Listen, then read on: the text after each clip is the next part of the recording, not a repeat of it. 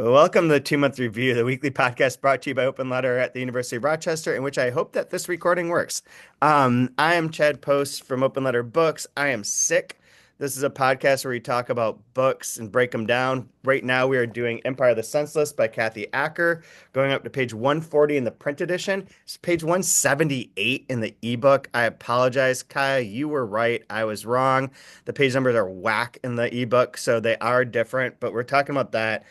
I'm sick, and I'm joined as always by a co-host, Kai Stromanis and Brian Wood. And I recently heard this thing on a different podcast I listened to from my all-time idol, Sam Miller, in which he said on podcasts when anyone asks, like, how are you doing? That's the worst runway you can have to starting a discussion. So instead, I'm gonna ask you each a question to banter. Kaya, I'm sick. What's a Latvian cold remedy? Riga Black Balsams.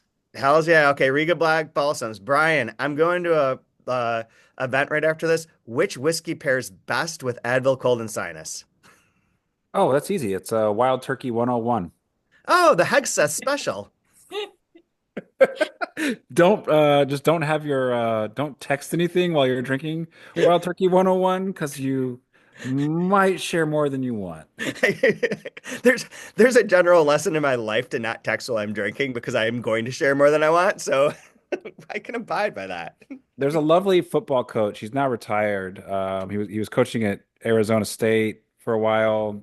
He was the head coach I believe the New York Jets, and he had that famous quote, "You play to win the Oh game." yeah. His name's Herm Edwards, and he had Yep. this rant about social media, and it was this: "Don't hit send. Whatever you do, you can type it in, you can do whatever you want. Don't hit send. Don't do it. Don't hit it." Is Herm Edwards still around? He is still around, and he needs to go to the White House and teach them about social media policy and texting and how to text I, people. I can't get over the emojis most of oh, everything. That fact. was the most fucked part of that, I think. But the most fucked part about as a lifelong Atlantic hater or like a very strong hater of the Atlantic, that the fact that they're breaking this makes people think that they're real news or whatever. But did you note that like the guy that the journalist that broke this was like, well, once I got the information, I just removed myself without anyone noticing, so I wasn't exposed to more information. What the fuck are you doing? What are you doing? If you're a journalist, if you're anyone and you're stuck in that situation, you stay as long as you can. 100%. Well, I know Yeah. we're These not a goons real talking about? political podcast, except for how it pertains to books. But like, does that not say something about the fear you might have if you're a journalist? Like, I don't want to know. I would prefer like because that had to have been one of those like I don't want to know because I don't want to know. I don't want to be responsible. I don't know what's going to happen. Like, Definitely no Bob Woodward. I was yeah. gonna say I was hard for Woodward and Bernstein, the story in college, and I mean I could see, and as the daughter of someone who was a journalist, I could imagine. I don't know, like you would want to be the fly on the wall, but I wouldn't be surprised. And maybe he'll say it, explain why he quit when he did, but I would also imagine like the longer you stay part of it, would they try to spin his involvement of like, oh no, he knew that he was invited. Like there's that danger of I don't, like, I don't, no. absolutely not. Like if Okay. someone tagged me into a group chat, like where there was that time that we tagged in the wrong Cameron to a group chat, and that Cameron sat there silently listening to a group chat for months, because that's what you do. You find out what's going on. If these fucking jokers are talking about war, and then what did they talk about after that? Like should know that. That's what journalism ends up in the right place, right time. You just ride that. Stupid Atlantic crap ass magazine. So we're talking about You Kathy. you would have been the person where you would have been like, I'm Deep Throat. It's me. I just start posting like eggplant emojis, As Yeah. as far I'm as the leak. It's helicopters. me. It's weird because like as far as like dystopian futures go, and I don't even know if you can call this book dystopian or not. It's just like apocalyptic, Yeah. it feels like. But like you can't take what just happened and put it in this book because it's like I don't know, that's a little far-fetched. Can we dial it back a little bit, Kathy? Like you would probably tell you, I I think you went too far. Yeah. I personally I would really like to leave the chat of this Yeah. book. I'm ready to close out. Really? You I don't enjoy it. Dude, she's okay? hard. She's hard to read. I Yeah. And I'm willing to take that it's because it's hard to read or for whatever reason, but I'm struggling. I'm really looking forward to this being over. sounds like a plan. You wanted to talk about the poetry though. You want to start? Not, I mean, the one part where I was like, oh, Yeah. Translate. Go for it, because I have in this section we go for just for overview. We end part one of this and we go into part two. I do have a theory that part two is more about like she said in that one part where she wrote this in three structures or three acts, and the second part is where imagining a world where there is no taboos. That second part is a lot about like how do you rebel and how does the rebellion be quashed, and at a point where like there is no the control is gone, like the patriarchy, the like overall like corporate stuff that you're rebelling against and doing taboo things in part one to try and like subvert. Now that's been sort of subverted, and now how do you like deal with it because it will reinstill itself through language, through like any action you make, the hierarchy starts coming back. And so I think the part two is like, okay, we don't have the direct like uh, the patriarch trying to rape and murder the child. Instead, that part's gone. But as we're doing everything, we're recreating those structures. And I think like as a level in like how to revolt and how to like lead rebellions, I think there's two sections in here that are like really remarkable in the part that we read for today. But backing up because you got to the poetry part and said yesterday that you wanted to talk about it because it was the one section that you really connected with and liked.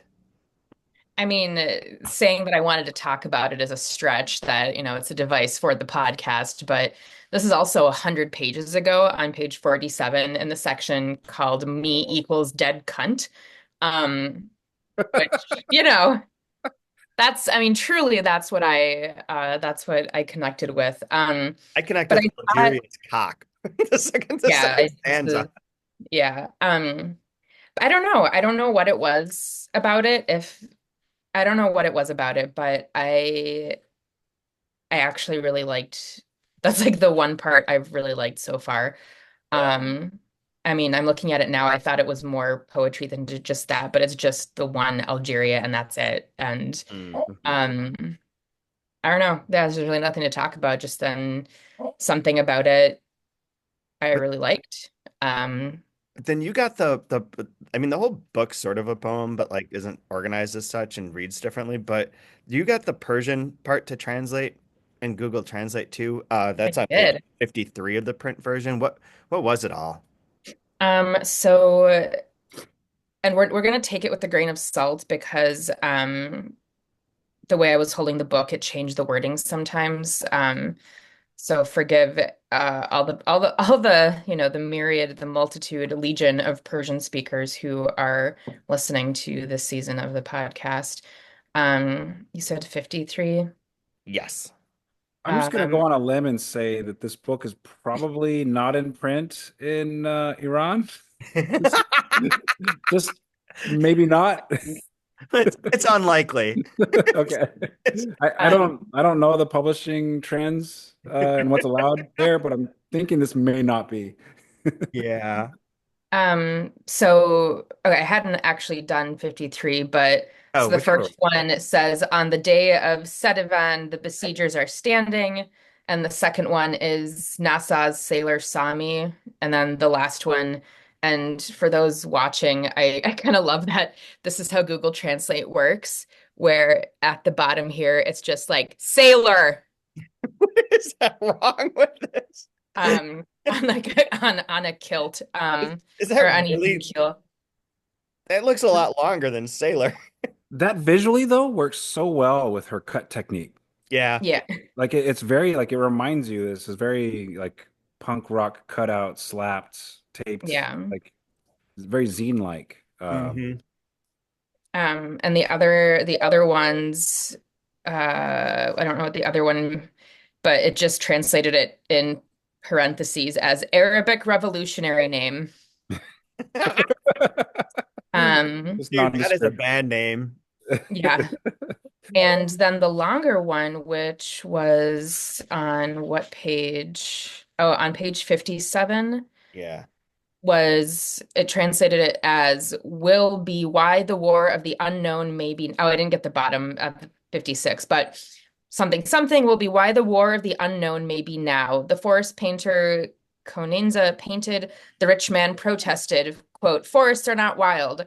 This work of Mustafar techniques is strictly forbidden. Venereal diseases are severe. The painter asked the man, what color is the forest? The rich man replied, the forest is black. People did not have eyes. And then I hung up the phone on my doctor, which was not in Persian. So I don't know that that adds anything for you guys. No, But Well, I can't the say mean, that it poetry, is. I liked it. it's kind of weird because it feels feverish in a way because like obviously diseases runs through a lot of this, especially with venereal diseases. Mhm. Um, there's the story that she briefly describes, like this anarchist painter that wants to paint the prince and like rebels in the art. And so I can see that in that piece as well. But it's like weird snippets and cutouts that are like pasted together that don't necessarily make sense, but are used for inspiration and for new art is the Yeah. vibe I get from it. And it does like break it. Like it breaks the text. And that language becomes real important in the second part. At least like we haven't finished part two for the reading today, but in the second part, there's like a big chunk towards the end that's all about language and like trying to break language and to make language do something that it doesn't want to do essentially. So it makes sense as like a structure to just throw in Persian, which and then not only is it not available in Persian, but like how many Persian readers are reading this book? Given like the small sales that exist for it in the first place. How many readers right now, besides the three of us, are reading this book? I don't think any. Is there, is this just No. going out into the ether and or are people just listening? If they are listening, are they just listening to like, keep us company? But we're sort of like the New York Times book review. We give you all the information, or the Wall Street Journal. We give you all the information you need to know so that you can go to a cocktail party and speak and pontificate intellectually about Kathy Acker's Empire of the Senseless and the usage of language poets in World Rebellion. Bold, bold usage of the Persian language in this book alongside all of the incestual and rape Yeah. That's why imagery. So Brian has his Pinot Noir. this was my shitty idea, but what I'm curious about, this is no, Your but fault. this is absolutely my fault, but I love things like this book is a blade, and when you are pressed against it, it'll slice you in half, and you're gonna fall on one side of it, or like you'll fall on one side or the other. Like there's no like, I'm okay with it. Like no, like you're either like, whoa, or you're like, no. Like it divides. Yep. This thing absolutely divides, and there is no other way about it. And I find it very fascinating because I feel like the book before, James, was one everybody can appreciate. And if Hmm. you say you don't appreciate it, you're just trying to be contrarian and get attention that way. It's like a fucking Steven Spielberg film. Like, yeah, it's really well done. Like, good job. Like, you can't not like it. It's like, all right, cool. It's great. Uh, I'm more of a, I like Tarantino. I like Spike Lee. Like, what you can like something else, but you can look at it and be like, wow, that really, that hits. Yeah. James is that. This is like, I don't know, like, like if you show somebody Eraserhead, like, well, we'll go to Lynch because Lynch always pops up here. You're like, Yep. gross, disgusting. What the hell is this? Sperm And falling out but of a radiator. yeah, and like other people can be like, oh my God, it's so the art, like the uh the bravery to do something like that. Um, I obviously don't want people to have a bad time. That's like, not what I'm about, but I am curious, like what in particular makes this so like, oh my God, can we please be done with this? This is like, I don't like this. I want to know what is so unlikable or unpalatable for you about it? So Because it's there's a really, lot. Because there's a lot yeah, that's There's many answers to that unpalatable. question. yeah. So I mean, but generally speaking, it's all the parts that aren't that one poem. Okay. I Is it don't know. the, I mean, I don't one aspect would be like the language. Like, are you offended by all the cunts and all the rapes and all this? No, no, I'm not offended by it. And that's what I mean, I think that's why I said last week that I feel prepared because of other books that we've read Mhm. for TMR or that I've read along with you guys for TMR. And I was actually thinking about it last night when I was reading that the closest that this comes to, I really have never enjoyed reading Irvine Welsh. I think that I think the last time I read Irvine Welsh, I was truly just disgusted and like this is gross. I don't like it. Um, I can't deal with it. And I mean, and I don't know, and I don't have a visceral reaction to the text in that way of why I don't like it. I just I don't know. I was even thinking about Praiseworthy, where that just kind of went on forever, but there were a lot of things about the writing and the voice that I really enjoyed. And so far, there are things here and there, but with the exception of that one, let's call it a poem that really stood out to me, there hasn't been a whole lot that I've necessarily taken enjoyment from. One of the things Yeah. that came up in her biography was that she didn't believe that writers have a voice or a need for a voice, which take that in whatever way you want to, because there's clearly like a tone and a consistency of sorts. Maybe it's a consistency of inconsistency, but there is something that like if you got a page of this, you could pretty easily be like, oh, that's Kathy Acker. Okay. Think there'd maybe be a few others like some other writers that are of that ilk that you could be like, oh, maybe it's this person. But generally speaking, like that, it all kind of fits together. But at the same time, she didn't want to have like a voice that was like pretty or like appealing. Well, mission accomplished. Yeah, I mean, that's, I and that's very fine. much And got that's sucked into fine. two sections of this, particularly this part that we read for today. And I Very, mean, and that's fine. I don't mind it. I don't mind the writing. I don't mind the style. I just, um, maybe at a different time I'll go back to it and I will take enjoyment from it. But right now, I'm not, I'm not. So the one of the sections I really liked is on 75 is the part about McCandle builds up a organization and but revolutions usually begin by terrorism. His followers poisoned both whites and their own disobedient members. But this wasn't enough terror to start a revolution in such a bourgeois city, which are in Paris. And then talks about how his followers were Algerians and even other black Africans, that they are uprising against the rich and the French and sort of take over and kind of win up until someone gets tortured and gives up his name and then they burn him at the stake. That arc I think is both like very easy to follow as a plot and also like one of the sections I found most interesting because it starts to question like the idea of like the book is set up to try and revolt against everything. So like the from her perspective at that point in time, Reagan gets mentioned so many times in this section. There's the Reaganomics, the Thatcherism, the like really repressive social structures against anyone who's an outsider in a way that like now is coming back in terms of like gay and trans rights, but back then it was like very prevalent. Like and the forcing people to be marginalized, especially minorities, was like on it was just there. It was like bald faced, right? And so a lot of the book is trying to like upend that and like the making it unreadable and making it unlikable and making everything is part of that is like saying your bourgeois bullshit is not going to play here. I'm not doing that. I'm not going to let you have that comfort at all. Because if you have that comfort, then you're going to be like, it's not that bad. See, like, like I get it. It's not that, yeah, things are unfortunate. However, like I understand, I can sympathize. It's like reading The Help or something. And she's like, fuck that. Like, fuck you. Like you have to feel shitty the way that like other people are made to feel shitty and to feel like you don't have any control over your environment the way that they don't have any control over their environment.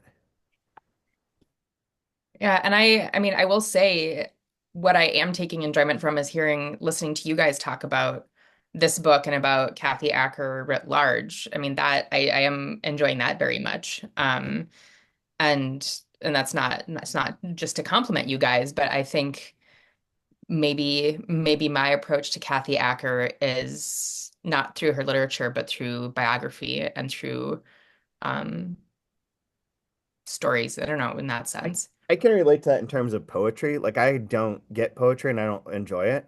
But if someone explains something about a poem, I'm usually more interested in it and in their explanation and like, okay, I can see like how that's a unique way of presenting things. But so I can get that on that level, and I think that that's part of like the purpose of this is that most people aren't going to read this book, but knowing that it exists and what it's trying to do, I think is invigorating and very useful. We've got this, I don't want to get into it, but there's this like really awful article that came out yesterday from The Cut about Sean Manning, the new head of Simon and Schuster, and how he's going to make Simon and Schuster the A24 publishing by pivoting to video and having these like bookstore blitz like 5 minute shopping spree videos and read or red carpet for like literary events where they interview people and being like this is and they're not going to use blurbs anymore. They're revolutionary because they're not going to blurb their books and this is going to be so important for publishing. He's going to revitalize the art farm. And I want people to hear about Kathy Acker and be like that guy's a fucking piece of shit. Like that's a lie. All that shit's a dumb. It's just dumb. And like we don't need that kind of dumbing down of things. Let Kathy Acker cook a bit here. And like even if you don't like it, it needs to be part of that discourse instead of just like swallowing this kind of nonsense about like we're going to be like Vice TV now because that's what people want and like make authors celebrities again. Like it's so that article's so gross. And I don't want to talk more about it because I know I'm offensive about it and think it's dumb, but it all reads like some Bush League nonsense to me led by a grifter whose big claim to fame is publishing that I'm Glad My Mother Died book by that Mm. famous actress. That's the book they're like, look at he discovered he says in the article, they said kids don't Wait, want to read, and I showed them kids want to read. that wasn't a Prince Charles book? I thought that was I thought that was Prince Charles' book about the Queen. Amazing. Amazing. So there's Like another part. Okay, go. I was gonna say, so I in the event I need to defend myself, I appreciate the value that Kathy Acker has. I appreciate the value that Kathy Acker's writing and intent has, or lack of intent, has given to the world of writing. I don't want to discount that at all. And I Yeah. do understand, like I appreciate that this is not cookie cutter. I appreciate that this is complete 180 from James. Um, Yeah, no, I understand that.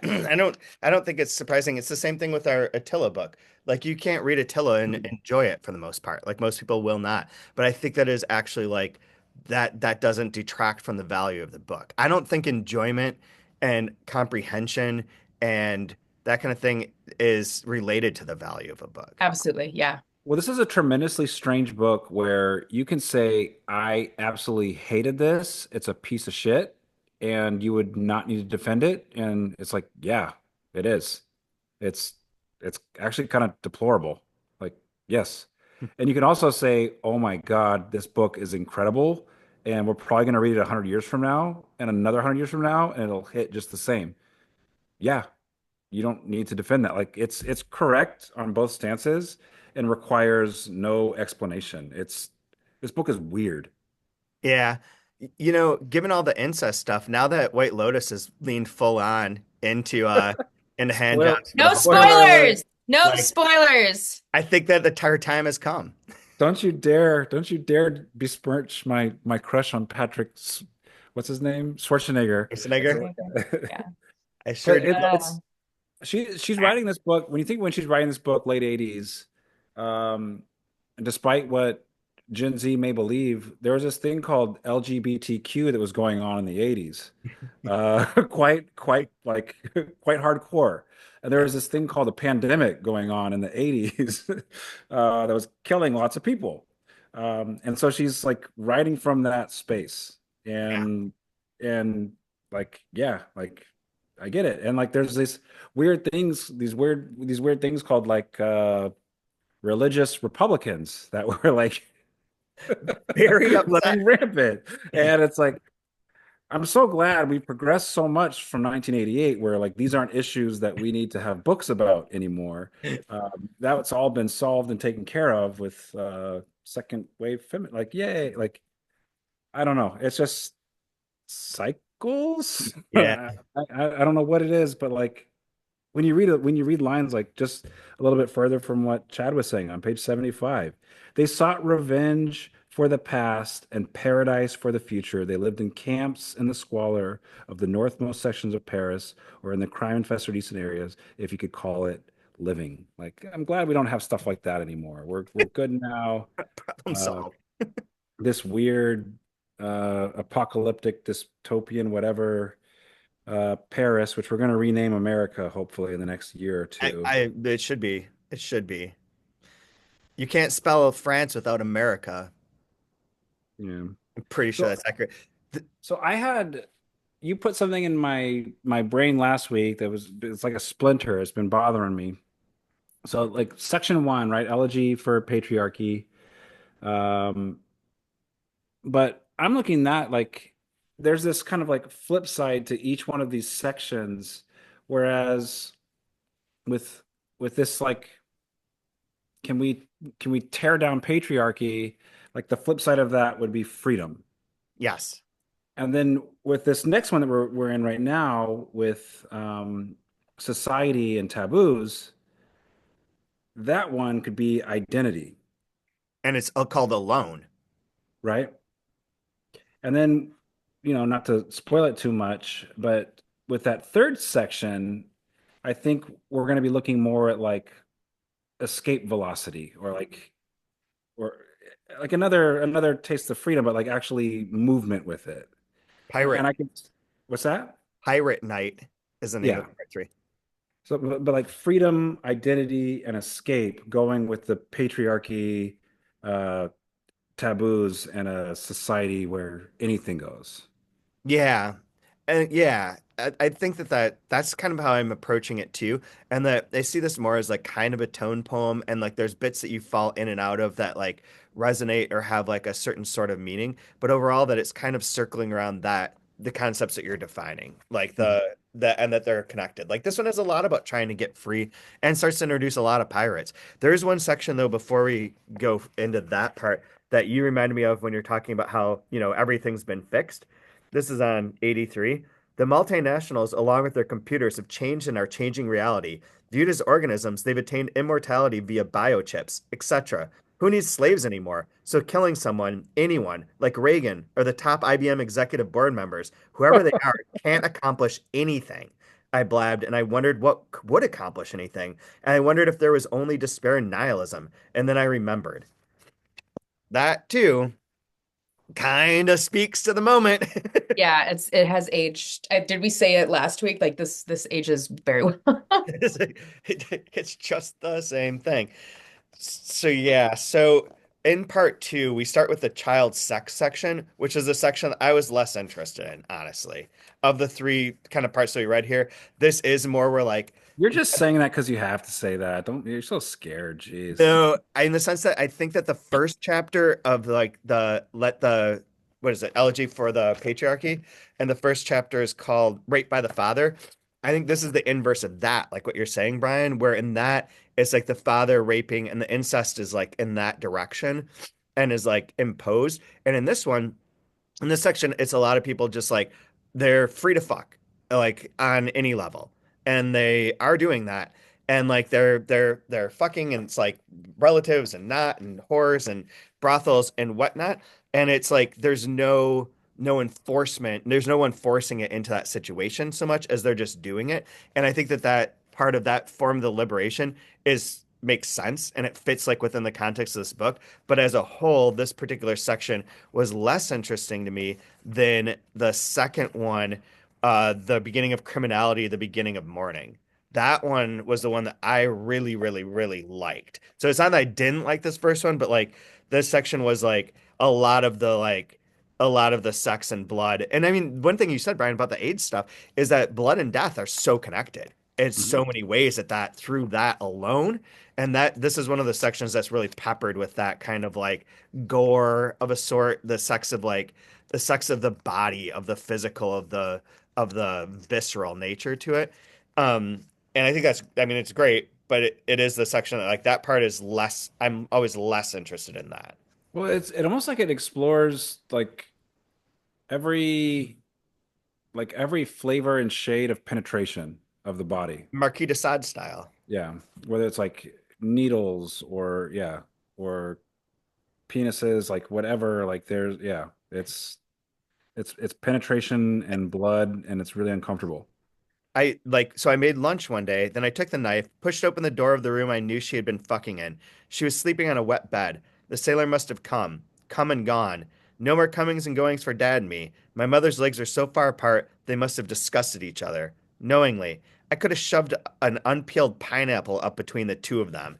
Like it is like, yeah, that's a pretty graphic and violent scene. And all that Mhm. stuff's tied together. And like I think it also is like at the time. I mean, it's shocking now. It's not shocking. It's not disturbing.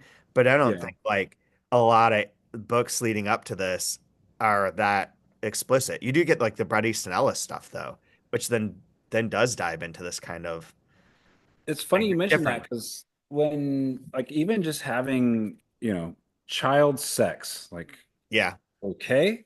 Um, I remember with American Psycho, for instance, like I felt like that's one where the author's in a really bad spot in his life and pushes something as far as he possibly can go and almost wants to hide behind fiction to explore how he's feeling, what he sees, what he like his thoughts on things.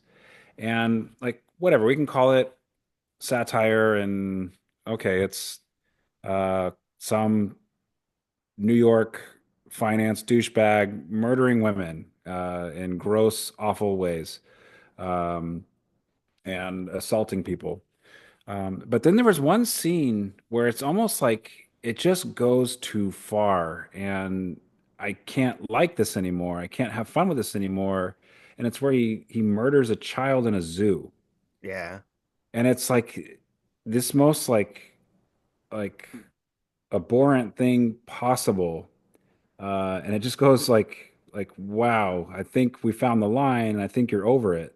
And this, in a lot of ways, this part just it feels like that. yeah, Like, like I like the idea of pirates. I like the idea of having no footing, being afloat, being free. But in some ways, like like it's nice to know where lines are and when they're crossed. And I get that she's playing with that with this book, and like man, she pushes hard. And this was like, I want to go as far as I can go, and this section's it. yeah, Like, yeah, good Lord. I mean, I will point out, unfortunately, that when I first started the translation program in Rochester, there was a book that I took from a pile of potential books to review called Baby Fucker, yep, a bilingual book from the German where I mean, basically every sentence is the guy's like it's supposed to be like Beckettian and he's in this room, but it's like every sentence is like every day I wake up and I fuck babies. Mm. Take one, fuck it, take the next one, and like yeah, like it wasn't good. I don't think it was good. Um, but that level of sort of despicable, disgusting, um, I think for that book there was a pretension to it. And for Acker, I don't feel any pretension whatsoever. That's exactly what I was about to say. Because with the Ellis piece, what made it so distasteful for me was that um, there is a lot of pretentiousness to it. This doesn't have any of it. It's transgressive and it's subversive. Um, And I think it's supposed to like take your face and like shove it in like filth that you don't want. Like it's forcing you to look, to see, and to feel. Yeah. And I don't want to look at it. I don't want to see this, and I don't want to feel this. Yeah. It's Yeah. really uncomfortable. Yeah. Yeah. Some ways I feel like we're more puritanical about sex now than we were in the 80s, but I don't know that that's true or if I'm just talking on my ass. Uh, I don't know. I'm not too puritanical with it, but like child sex, just really, yeah, yeah. I mean, not that part, but I mean, No, like, I know, sorry. but I mean, yeah, I like, know. I mean, bigger I'm one. having sex right now, so I don't know what you're talking about, puritanical. Just like, Yeah. just out humping. But like Yeah. there's no way you could teach this. There's no way you could have a class read this. There's no way like there's like no space. There's not a single line in this where there's a safe space. There's no character to really root for necessarily. No, no student Um, in any class I've ever taught would like this I book. don't know how trigger warnings work necessarily. Like I get them, but like I don't know, like we just say all of them? Like what do you like how do you even warn for what you're about Yeah, to right. encounter, right? Like It's like a pretty a comprehensive list would be as long as this book. it's everything but flashing lights. But Yeah. I think that's the Yeah. only one you wouldn't put in there. But it has ever like it's like a bingo card of trigger warnings. Like this thing's impossible to yeah. Well, I think that also can speak to the fact that we live in a world where anything is a trigger. It doesn't, it can be a bottle of Diet Coke. It can be an image on a commercial of someone being stalked. It can be explicit sexual details. I mean, everything can be triggering. I would like to do after this, before we have our next big season, either a one-off on a Gary Indiana book or a Dennis Cooper book, or maybe both, because they would be like adjacent. They're adjacent to her, but doing not quite this. But like the Gary Indiana Okay. book, oh my God, what's it called? I'm blanking out on it, but it's set in LA. Like the sex and the violence in there is as extreme and as like uncomfortable to read as this is. But the narrative is different and it's more like less than zero sort of disaffected look at like our society and still has like all the anti-Reaganomics, all the like sort of want to rebel, like all the problems with like pop culture, all that stuff's in there, but it's done differently. And Mhm. like it's like if you took this as a imagine all the pieces of this as like dice in a Yahtzee thing and rolled it out. It's just a different combination and different flavor of the same sort of elements. Yeah. Dennis Cooper is very, very vulgar too in that regard. And I mean, you might as well just throw in Irvine. Well, if you don't need to drive me off the podcast. You can just tell me that you want it to be no, you and Ryan like again. as one of no, this is as one of those that you don't have to like read. You can just hear the description. But like, Got it, got it, got it. yeah, Yeah. yeah, yeah. Just because I think that it would, I think it's interesting. The And part we that should get into those. We should get into those one-offs. When you brought that idea up off pod, I was very into it. And we did those couple, but we could do more. So the section that I really liked on this was 134 in particular, and I think this is like the crux of what I always find most interesting about her, and I think is what you're pointing to, Brian, is the paradox of everything and like the bifurcation is these two sections. So 10 years ago, it seemed possible to destroy language through language, to destroy language which normalizes and controls by cutting that language. Nonsense would attack the empire making, empirical empire of language, the prisons of meaning. But this nonsense, since it depended on sense, simply pointed back to the normalizing institutions. Then jump down. Language, on one level, constitutes a set of codes and social and historical agreements. Nonsense doesn't per se break down the codes. Speaking precisely that which the codes forbid breaks down the codes. And I think that that's the crux of what she's trying to do. Um, It through sounds like a book title. through would that might work. Um, it might point in a direction, but like yeah, that so it is like on point for the title, but also like I think like within the overall project is to find a way to rebel without without like anything that you do that's too far outside, it's just going to get co-opted. It's just going to get brought back in. It Yeah. can't escape. But what can you do within the confines of language to try and disrupt all the ways in which once we start using language, everything becomes boxed right the fuck back in.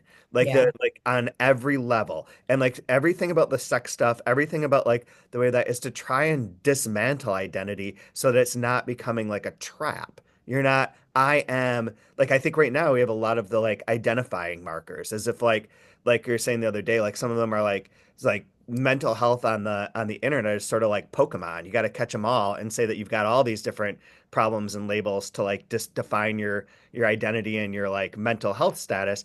And I think that hers is like, no, none of them. No, all those words mean something that is controlling. And I don't Yeah. want to be controlled. I want to be a pirate. I want to be an outlaw. And to be Yeah. an outlaw is means to a kill in some cases, to do violence, and to do that through language or through other things. But you are outside of the control of the system. And that's interesting to hear it. Again, why I said I enjoy hearing you guys talk it through and talk it out because that also puts perspective on why even in the kind of colloquial speech between characters where it's like my father, my dad, my not dad, the doctor, the boss, all these things, like it's constantly changing things up because yeah, if once you label something, you pigeonhole it and you sort of, I mean, you can argue that it gives you agency to put a label and define something, but at the same time, you remove that agency because you've given it a societally approved and mandated marker. Hmm. I've it's probably a weird comparison, but to me it feels really apt. I don't know if either of you are into David Cronenberg at all. I was back in the day, but not I don't watch movies recently, but yeah. But that would Um, be that makes sense. I'm a bit of adult with movies, but the thing I when I think about Cronenberg is I think of somebody that's killed God and he's killed religion and he's killed the spirit. And for him, it's only the flesh. And so when you see his movies, they're very like grotesque with body horror. Hmm. And there's a lot of sex and there's a lot of violence because it's only the flesh. And we understand ourselves only through the flesh. And in reading this book, especially with the tattooing parts, Which is the it, other thing. right? It starts making me think of finding truth and finding who we are and meaning through the flesh. I'm not going to say flesh anymore because it's one of those words. If you say it enough, it starts sounding really weird. But on that same section in 134, this new way of tattooing consisted of raising defined parts of the flesh up with a knife. The tattooer then draws a string through the raised points of flesh. Various coloration methods can be used on the living points. It's like this wonderful, like illustration of kind of like of what she's talking about with pain and damage and the body, and then how can you tell the story with it? How can you have control of it? Because I always thought it was like I don't know. I always like rolled my eyes when this book is dedicated to my tattooist. It's like, Right. oh, like that's like grown. Like, oh God, like whatever. Yeah, I told you guys that last time that this was that she didn't get a tattoo until she started writing this book, which Okay. seems doesn't match with like my image of her because the image is that she's all tatted I up. always picture her as like braless, leather tank top, on a motorcycle, tattoos down the back, like that's like piercings everywhere. She was into wealthy clothes and did not have any tattoos. Yeah, yeah, that was not her all of her life. Yeah, Right. but Right. So the tattoo thing, there's that relates to like going way back to 73 and Ugly, which is part of part one. There's the this idea of like they've having the rebellion, they're having the revolution has been shut down. There's a moment that says, I think that the people who control this world are autistic. He did not know whether he was speaking about himself. He had forgotten who he was. And there's like this kind of like everything's being deadened again. They did not win. And so then an ugly begins. In the face of suicide, in the face of those living corpses who are trying to drag us into their own suicides, in the faces of those old men, there seem to be two strategies. One is a pure act of will, to bang one's head against a wall. And then two, the second strategy wasn't exactly one of will. The heads being broken gave up. gave up in the face of the unopposable suicide of the owning class, gave up in the face of the nothingness of the owning class. Way down, the Algerians and their carnivals embraced nonsense such as voodoo and noise. And so the two options are like you just keep getting pissed and doom scrolling and ranting on Twitter and banging your head against this and nothing changes, or you just fucking roll over and say, you know what? I can't change it, so I will just, not pay attention and not do things because that's an easier pathway. And then you go to the tattooing thing, and I think that part of that is at that point in time too, I mean, tattoos have been around for God knows how long, right? Like forever. But like within that tattoo culture at that point in time is a reclamation of the body. Like you have like the AIDS crisis epidemic, obviously, and there is like so much violence against like minorities, against people who are on the fringes, against everything within this book. And like we're saying, like identity, everything's slippery, everything changes. Identity is like not something you necessarily want to engage in, but you have a body, and the things you put on your body are yours. They're not controlled by the state. They're not controlled by language even. They are something that's not that. And like that, it's like the idea of like I know that tattoos like are in a lot of ways cliched because a lot of people have like very, similar ones, but not so much anymore. I mean, I guess it is really like it's back to like I decorate my body to become me, like the identity formed by like creating on yourself. And in some ways, like all the wounds, all the sex, all the like experience, that's like creating the body through what you're doing to yourself, how you're hurting yourself or how you're enjoying yourself. There's a lot in that section too about like I did not feel desire until like the tattooing starts happening. Like the kind of cutting creates a desire. So like I think that that's also like the body as locus of power and of identity is a little bit strong there too. Yeah, and there's a masochistic part to it, I would think. Like the Um, pain. yeah. And I think it matches really well too with the idea of pirates with like, the tradition of it Yeah. also. As Yeah. far as like, you know, what we call the West, like the West's introduction to tattooing was brought to us by merchants and sailors and pirates and Yeah. Absolutely. By Melvilles. yeah, Melvilles of the it's all, world. it's all Melville. I mean, uh, uh, in Moby Dick character, all tattooed up. And that's like mentioned and described in detail in one of the chapters too. So Yep, kind of not one of those dumb savages in the book. yeah. Not the noble, not the noble. No, we mean that obviously tongue in cheek because Yeah. all of I the mean, that's a good outline. You all guys of talk about Queequeg? yeah, Like, yes. That's like the one all the thing I quote remember from the book savages are is the Whale only Bad and yeah, Queequeg. yeah. All the outsiders are the only like human characters in those books. Yeah. Everyone else is a monster. And are controlled. So, I don't remember where we go up to for next week. I think it's like I don't know. It might be 174. I think it's very short because that gets us to the end of part two. So it's like not going to be too stressful of reading. Put it on the show notes exactly where it is. But it's only 2 more weeks of this, and then we'll flip out. But I am curious to follow these kind of threads that we've had of like the rebellion, the way that that's reseized. I mean, it's very Gravity's Rainbow in a way, to me too, of like that idea that you once you break free, you're just retrapped. And like anytime that you think you're free, there's like reason to be paranoid because someone's going to shut you down. And we didn't mention this, but like one of the quote unquote through lines of this section is that they need to smuggle the drug, the O, across the border. There's that great bit where it's like, all these Americans went down to Mexico and started smoking their weed, and then they'd sell them weed, and then call the border cops and like have them arrested with dumb Americans and give their weed back and like get a bribe. It's like, That's yeah, that's do it. genius. Yeah. Oh yeah. Right on. And then see where this like tattooing and outlaw kind of thing goes, especially in part three, when I believe the book starts to break the idea of writing as the form of communication too, which is another part of this. Like we did Persian stuff with like the formats of the stuff on the page, the way that it's like the tattoos that break up, the tattoo drawings that break up each one of the chapters, like all that is to like deform in some sense what a book is like. And I get then why she says that Tristram Shandy is part of her lineage because it's another book that like wants to deny its bookishness or affirm it through being non-traditionally book-like. I'm here for that. That's what I'm here for. The spirit of this.